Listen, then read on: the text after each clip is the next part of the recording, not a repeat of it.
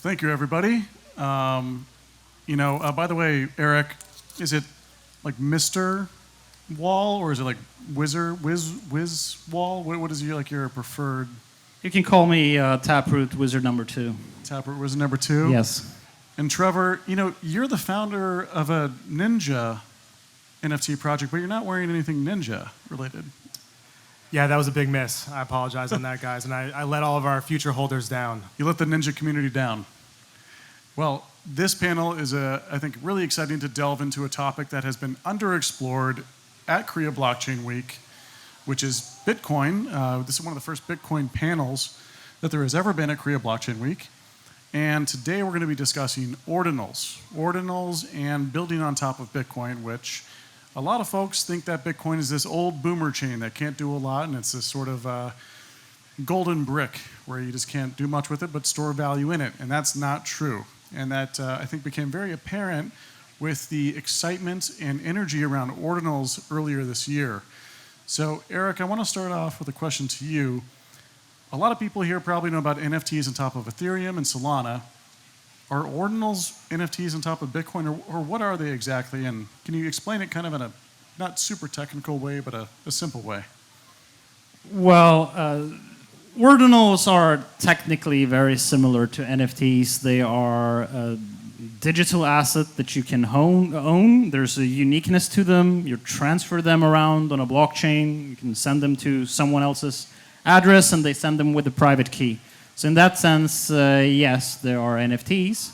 But the primary distinction between Bitcoin ordinals and other NFTs is that when you take a JPEG, like a digital photo, and you put it as a image on top of Bitcoin, you actually serialize all the bytes in that JPEG file, and you put it onto the Bitcoin blockchain. All right, so NFTs, so ordinals on Bitcoin, the actual asset is on the chain. No IPFS file. Exactly. So maybe you've seen you bought some NFT in a Ethereum project, and one day on OpenSea, all the pictures change. They're like, oh, we updated the art now. Because all the art, the actual asset is hosted off-chain, and the Ethereum NFTs link to them with like an IPFS link or a regular Web 2 link. But in the ordinals case, what made it popular is that we actually put the byte information representing each JPEG inside the chain itself. So those JPEGs, those NFTs will live as long as Bitcoin lives, which you can't say for like other NFT projects. So they're more valuable in the sense that they remain on the world's most distributed data bank, in a sense. It's hardest to tamper with. Appreciate that explanation. And Trevor, is it just JPEGs that you can put on the Bitcoin blockchain using ordinals, or is it other types of assets, like other types of files as well? Yeah, so I think one of the mistakes that people make when they look at ordinals is just to think that this is only JPEGs or NFTs on Bitcoin. I think people make the same mistake on Ethereum as well. I think that the PFPs are a toy use case of a fundamental type of asset, which is NFTs. But on Bitcoin, it's actually even more profound because it's not just about a new type of asset on Bitcoin, it's also a new paradigm of building applications. And so what Casey Rodimer discovered is that you can introduce node software that anyone can choose to run that can add new functionality to Bitcoin, and that an ecosystem can be built around it, like wallets, like infrastructure, APIs, marketplaces. And the unique thing about ordinals is that it is sufficiently secure with just indexers. And so it's this new paradigm of introducing smart contract-like functionality. You can't get all the way as you can on Ethereum, at least it doesn't appear so. People are trying. But you can get at least new kinds of assets using indexers, and you don't have to have the indexers to talk to each other and have a consensus among each other because it's relatively low risk, especially with ordinals. And so the key point here is that this is a whole new paradigm of using Bitcoin block space to store arbitrary data and then build applications by indexing the data afterwards. And I think that we're finding all new types of things that people can build on Bitcoin using this paradigm. And what it's doing is it's making Bitcoin it's raising the fee rate on Bitcoin by making block space more in demand, which ultimately solves the security budget issue for Bitcoin. When we have the security budget of the Coinbase reward going to disappear eventually, we have the halving coming up in April of next year, which means that the amount of the Bitcoin reward is going to go down by half, meaning that miners are going to be less profitable and they won't be able to afford the same level of infrastructure because people are not using Bitcoin enough. And Ordinals provides a new way to give people something to do with Bitcoin and also increase the fees, making Bitcoin more secure and sustainable in the long term. Yeah, I think the meme is that we accidentally solved our security budget problem, so I think, what is it, 50 or 70% of all Bitcoin transactions are now Ordinals transactions? Is that an accurate number? Sounds pretty accurate, yeah. Yeah, so in terms of utility on top of Bitcoin, or at least interest in use, Ordinals have become immensely popular. Eric, I want to kick it back to you. Outside of JPEGs, can you come up with some real life examples, something tangible of how else we would, use data on top of Bitcoin? Well, I think we have to pay respects to the Ethereum community, because if you look at Arbitrum, Starknet, Optimism, zk-Sync, all layer 2 solutions on Ethereum today stem from the realization that you can observe the base layer as a place for arbitrary data storage. And what this gives you, because inserting arbitrary data that needs to get executed, there's no signatures to verify, it's just, here's a data blob, I want to put it on the main chain. That's what Ethereum layer 2 solutions do when they're dumping their transactional data from an Ethereum layer 2, they put it into something called call data. That's the cheapest way to store bytes on Ethereum, is to put it in the call data. That means bytes that don't get executed. There's no verification that is done on it. It's just arbitrary data. Then, so the base layer is basically just this data bank, right? And then all the exciting stuff, all the execution, all the state, everything that, giving it context, giving it meaning, creating state, different accounts, different balances, all of that can be abstracted by using a layer 2 protocol on top. That is essentially actually what Ordinals are doing. They're, from the Bitcoin's point of view, this is just garbage data, right? But when you run the Ordinals client, suddenly all of that data has context, has meaning, shows who owns which asset, that some bytes over there is actually a JPEG and it's been sent from that person to that person. So we're borrowing sort of the same philosophy from Ethereum, where the base layer is where you dump your data, and then in the second layer is where you do the execution. So as a practical example, like what can you do when you start looking at Bitcoin this way, is you can essentially invent new layer 2 systems. And one of the most, one of the current examples of that I know that are multiple people working on in Bitcoin right now are sovereign rollups. So sovereign rollups is a way to create essentially a new blockchain, but it gets its data availability, its consensus, and its ordering from the mainnet. So it essentially works like any other rollup. The only difference is that it's not bound by a bridge between the layer 1 and the layer 2. So there's no anchoring contract. There's no way to trustlessly bridge the ETH asset or the Bitcoin asset up to the second layer and back. But you can still do a bunch of other things with it. You can create new assets on there. You can create ordinals. You can inscribe stuff. Create new NFTs on there. Yeah, like BRC20s were like new assets on top of Bitcoin, right? Exactly. So you could create BRC20s in layer 2 on top of Bitcoin using a sovereign rollup, and then you can introduce all types of new Turing completeness and smart contract functionality that you would want there. So you could have automated market makers, lending marketplaces, anything running on Bitcoin if you just observe Bitcoin as the arbitrary data storage, and then you do the execution on top. So that's a way you can build an expressive second layer on top of Bitcoin, pretty much. That's very cool. And I know that Taproot Wizards, they're working on ZK rollups. Yeah. What other companies have been doing this on top of Bitcoin as well? There was another one, Rollup Kit or something? Rollkit built a sort of a component that allows you to serialize data into the Bitcoin blockchain. They didn't build a rollup themselves. They sort of built the middleware. There's one company called Chainway, there's one called Alpen Labs, there's one called Bison Labs. So I'm aware of at least 3 more. I hope I'm not forgetting anyone significant, but so we are 4 in total that I know that are building these types of systems now. What are the general differences between the different techniques? Like, are they all somewhat similarly doing the same thing, or is there like is there a nicely distilled narrative of the trade-offs that? And I don't want to get into each one of them, unless you want to use one as an example, but just kind of like in general, what's sort of the design space here? Yeah, so the main choice that each of these sovereign rollups has to choose is what type of execution environment do you want to run? So there are some that are doing EVM based things. So there's basically they're running the Ethereum virtual machine inside of Bitcoin. So that's one approach of doing it. The way that we're doing it at Taproot Wizards is right now our main focus is on Cairo and the Starknet VM. So the reason that we're doing that is because the engineers at Starkware that built Starknet designed a language that was specifically designed to be zero knowledge proven.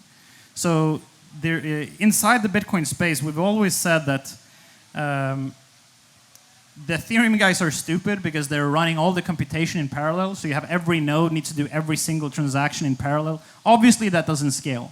And the Ethereum community is realizing that now. That's why they're doing layer 2 solutions, and that's why they're doing ZK rollups. So that from the main chain's perspective, all you do is verify a proof that the computation at the second layer was correct.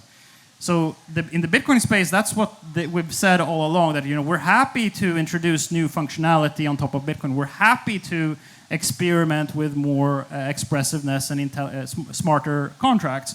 But we don't want every single node to run that owner's computation in parallel. But what we would like to do is to just have the main net verify these succinct proof, starks and snarks, that say, well, there was some computation that happened over here. That is correct, and you can do that in a very lightweight manner. And because Starknet and Cairo was built with this idea that the Starkware company has the founders, the inventors of Starks, this proving system that allows us to essentially compress the computational verification. So if you ask Vitalik right now, for example, if he would rather put like a ZK provable EVM on Bitcoin, or if he would do something like Cairo. I actually had this discussion with Vitalik. Then he says Cairo. Actually, he also said that this wasn't in a conversation with me, by the way, so I don't want to necessarily put words in his mouth.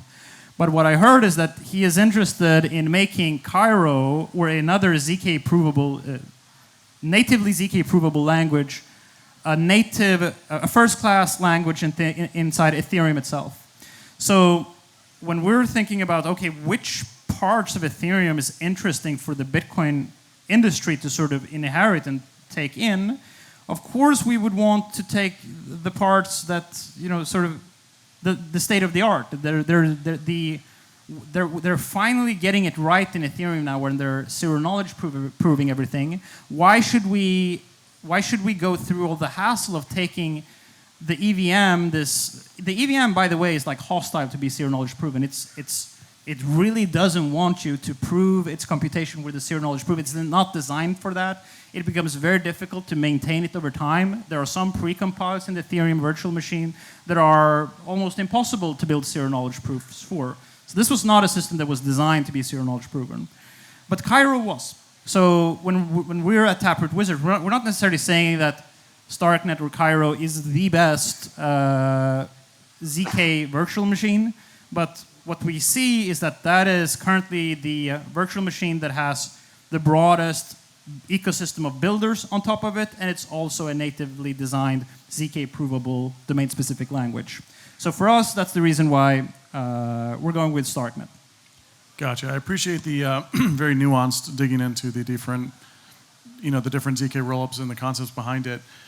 Trevor, I want to go back to you and ask, you have a fund, and you're looking at a bunch of different new Bitcoin startups that are popping up. What are you seeing exactly? What type of, are they building on top of Ordinals? Are they building on top of DLCs, stacks, ZK rollups? Like what sort of startup landscape are you seeing emerge? Yeah, so I think with this paradigm shift that has been shown by Ordinals, I think it opened kind of the Overton window for builders on Bitcoin and also for venture capitalists taking a renewed interest in investing in startups on Bitcoin. The thesis of our fund, I describe it as being like L1 up. And so we want to invest in companies that start on L1 and build as much as they can that people will actually use on L1 that makes sense in terms of the level of complexity and the viability of the technology. Because, as we've seen with Ordinals, like we saw BRC20, for example, which is, named after ERC20, but it's kind of like a protocol on top of Ordinals. And so it's a protocol on top of a protocol. And you sort of like, the key for Ordinals is that a lot of people are running the Ordinals client, which means that there's a lot of people looking at what's happening and kind of verifying the truth. There's no consensus among them, but at least there's people looking at it. But then when you add a protocol on top of a protocol, then there's fewer people running those nodes. If you try to add a protocol on top of a protocol on top of a protocol, you can see how this kind of like, you end up needing a blockchain for another layer. And so like our thesis is like, we want to invest in as many companies that are going to bring as many users to L1, because I also think of like L1, L2 in terms of like 2 floors of a restaurant, right? And so you need enough people eating on the first floor of the restaurant before the waiter's going to bring people up to the second floor.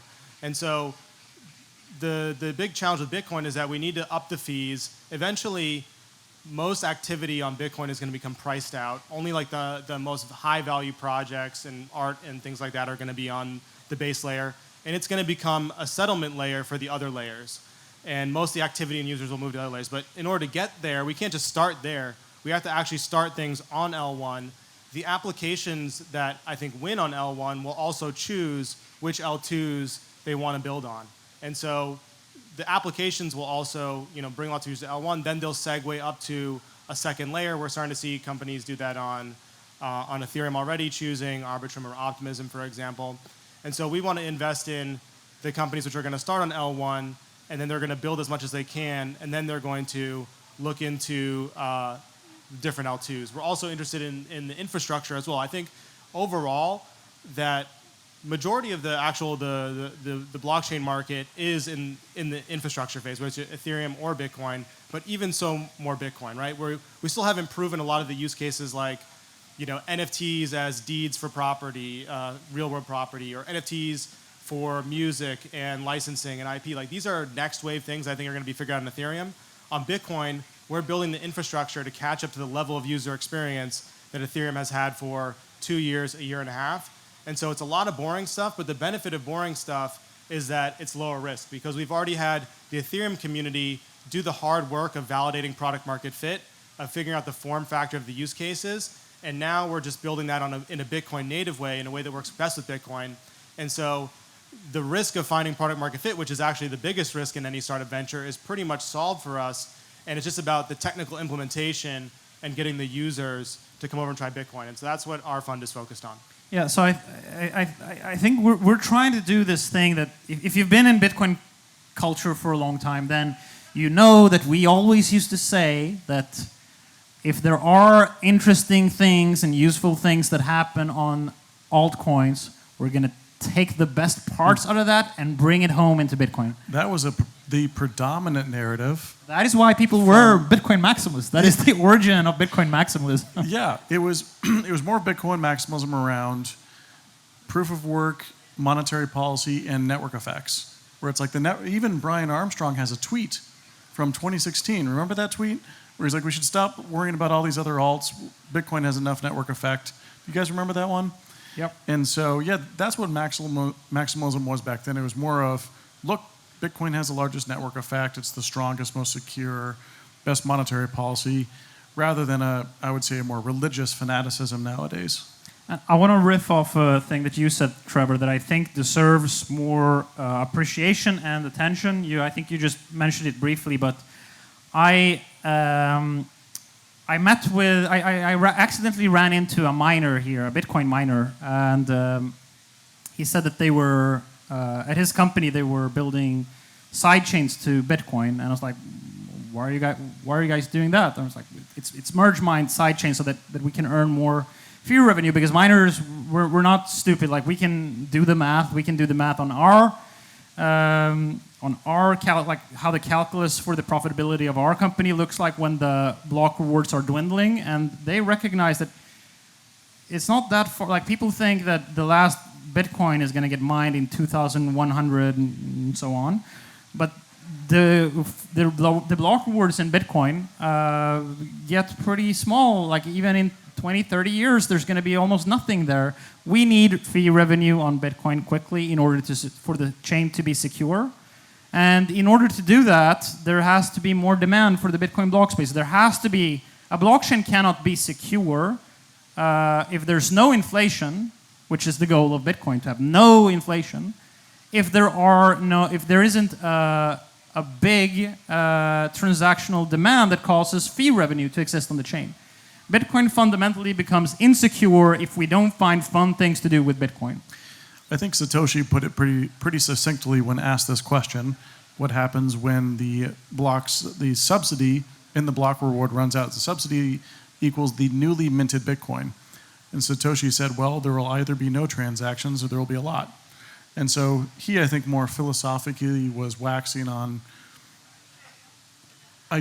he goes, basically, I think interpreting that as like, I don't doubt that we will find more ways to utilize Bitcoin and for more and more, and for there to be more and more transactional demand on L1.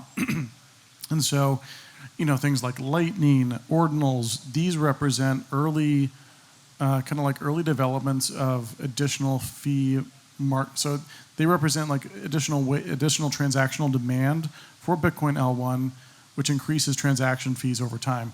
Basically, what they're both saying here, both Trevor and Eric, as the subsidy is declining over time, transaction fees need to compensate. One small nuance that I'll add, because I've had this debate extensively with various folks, we don't actually know what an appropriate level of security is. So when people talk about security spend being unstable, or insecure, we don't actually know how much money is required for the subsidy. Yeah, but I think we're probably in agreement, though, that one Satoshi per VByte, it's probably not. Yeah. It depends on what the Bitcoin price is. If Bitcoin goes to $1 trillion per coin, then that might be enough. But where things are right now, and where even if they 100x in price, then one Satoshi per VByte, it's not going to be sufficient. It's better to see transactional demand increase now than not to have any later, and for this to become a major issue. It's going to potentially be an issue, and it's good that we're seeing early solutions and early demand, more additional demand for block space. Yeah, I mean, there's nothing negative with the fees on Bitcoin going up, because the bulk of transactions that everyday users are going to be interfacing with are going to be on second layers, where the fees are lower than they are on mainnet. So the fees being low on mainnet being a viable way to transact with Bitcoin is a mirage. And the longer you delude yourself to thinking that, I need the fees to be low on Bitcoin so I can transact cheaply, that is just telling yourself a story of Bitcoin that is never going to exist. This is the same for Ethereum, though, too. Like Ethereum Absolutely, L1, yes. Ethereum L1 fees will never go back down. I mean, they'll ebb and flow, but over the long-term trend, they should increase dramatically. In the last 6 minutes we have here, I want to give it back to you guys, and starting with Trevor. Can you kind of paint us a picture of the world 5 to 10 years from now in Bitcoin, utilizing ordinals or kind of Bitcoin DeFi? Like, is there any really cool applications or other things that you've kind of thought of that would be fun to see? Anything that you might kind of consider to be kind of like, not a pipe dream, but just something like really out there that might take a while? Yeah, I'm gonna take one from Eric's co-founder, Udi Wertheimer, where he says, if we're going to convince nation states in order to adopt Bitcoin as legal tender, like first we should convince like the low-hanging fruit, like OpenSea. Like if we can't convince OpenSea to use Bitcoin, to transact in Bitcoin, how are we going to convince nation states? So what I would like to see is a sustainable digital economy on Bitcoin that involves DeFi, ordinals, NFTs, Web3 gaming, etc.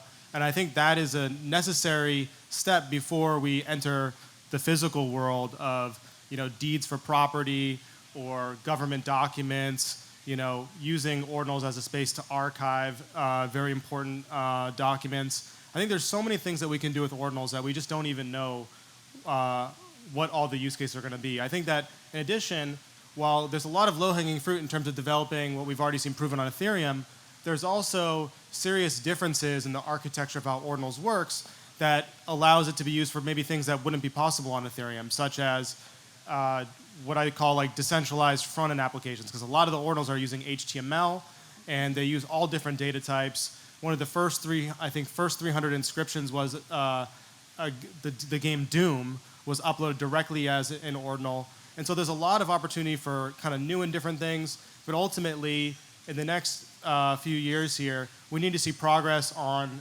L2s, like stuff that like Eric is talking about with Stark and many other attempts. We need to have as many attempts as possible. We need to welcome developers into Bitcoin, make Bitcoin the best culture for builders and developers, and have many trials at different L2s, different technologies, different applications that use Ordinals in different ways. And once we develop that sustainable digital economy where people can have all different kinds of stores of value that they actually use and spend Bitcoin to acquire or invest in, now we have greater fees, we have more sustainability on Bitcoin, and we have people thinking in terms of Bitcoin, which is going to be the segue into not only using this technology and these digital assets to represent physical real world things, but also for actual adoption in the real world and eventual adoption by nation states. Yeah, really appreciate that. And I just want to add one, just a +1 here. I do think that digital economy on top of Ethereum really proved out that, that's the true circular economy that these Bitcoiners are looking for. These Bitcoiners think that the circular economy will come through people paying for coffee. That's not true. Very few people want to do that. But what they do want to do is they want to buy and sell NFTs and other digital assets. So I completely agree. The circular economy we were looking for is going to be in the digital side. And then eventually, when that is successful, we move to the physical. So I really appreciate those thoughts.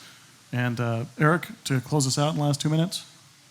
Yes, I'll say something that may not resonate with everyone, but I do think that I think one of the underestimated things in crypto and in Bitcoin in particular is that you can't really have security without privacy. If someone knows exactly who you are, how much Bitcoin you have, how you're spending that, wrench attacks exist. People can find out who you are and they can force you to give your Bitcoin away to them. And you may think that having stored your keys across a 8 out of 12 multi-sig and your family members are going to help you, but most of you won't do 8 out of 12 multi-sig, and when they hit you enough with a hammer, you're going to say, okay, well, Adam has the first shard and Ben has the other one, and let's just go to... They're gonna take your Bitcoin, and if they can't take your Bitcoin, then that might even be worse for you. Then you may get hit with the wrench on top of the head until you die. So privacy is important, and the reason that I'm talking about that is because I don't know how technically Bitcoin technically people are here, but coin joins aren't gonna cut it. Pay joins aren't gonna cut it.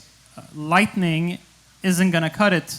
The current privacy tools that we're working on top of Bitcoin aren't private enough to hide you from a dedicated surveiller. Something like Chainalysis, working in collaboration with the government or merchants that you trade with, they're going to find out who you are and they're going to be able to track you down. If Bitcoin is truly meant to be a rebellion currency that isn't supposed to be seized by the government, we need privacy. I think everyone sort of agrees that we need better privacy for our transactions. And because the current Bitcoin protocol has sort of failed us in providing us with we used to think that Lightning, it was going to be enough there, but it's been shown that by analyzing routes and how payments propagate through routes, you can triangulate where payments are coming from, especially if people are connected to the same liquidity service providers.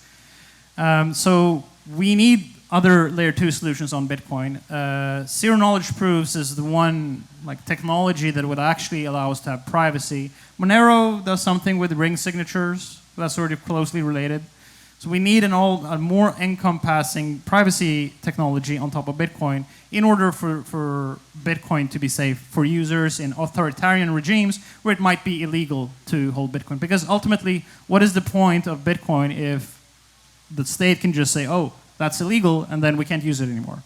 It has to be resilient to that. And ironically, Ordinals, by having this arbitrary data space where you can embed arbitrary complex protocols, that might be where you will find new protocols for privacy also. Eric, really appreciate those final thoughts. Trevor, thank you. And thanks for the crowd. Thanks for listening. And hope you guys enjoy this panel.